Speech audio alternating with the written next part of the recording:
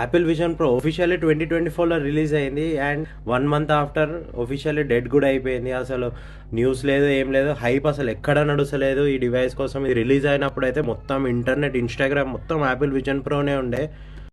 చాలా websites code చేస్తున్నాయి ఏంటంటే చాలా డివైజెస్ ఉన్నాయి యాపిల్ విజన్ ప్రో, కానీ యాపిల్ ఎందుకో షిప్ చేస్తుంది అని. ఇంకా కాంటినెంట్స్ ఏషియా, యూరోప్కి ఇంకా యూజర్స్ కోసం షిప్పే చేయలే.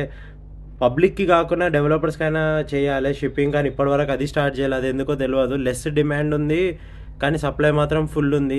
ఏంది అన్నట్టు అందరు క్వశ్చన్ చేస్తారు. సో ఈ రెడిట్ థ్రెడ్ చూడండి, మల్టిపుల్ యూజర్స్ అందరు ఒకటే కంప్లైంట్ చేస్తారు. ఏంటంటే lack of new content. Release అయినప్పుడు చాలా ప్రామిసెస్ ఇచ్చారు. ఏంటంటే ఏఆర్ గేమింగ్, మిక్స్డ్ రియాలిటీ, చాలా ప్రామిసెస్ ఉన్నాయి. కానీ ఇప్పుడు ఎందుకో యాపిల్ లెఫ్ట్ అవుట్ చేసేసింది డివైస్ని కంప్లీట్గా.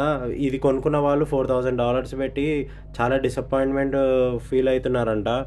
కొత్తగా అయితే Apple immersive videos, 3D videos కూడా ఏవి స్టోర్లో ఇంకా రాలేదంట.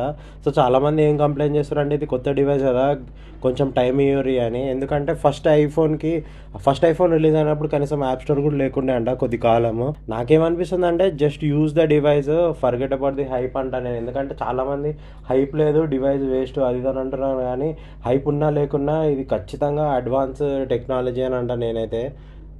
ఇది మెటా క్వెస్ట్ 3 అడ్వాన్స్ టెక్ ఇది. అయినా ఇది ఇంకా ఫస్ట్ జెన్ ప్రోడక్ట్ కదా, చూద్దాము. ఇంకా యాపిల్ నాకు తెలిసి అయితే యాపిల్ ఏం వదిలేయదు.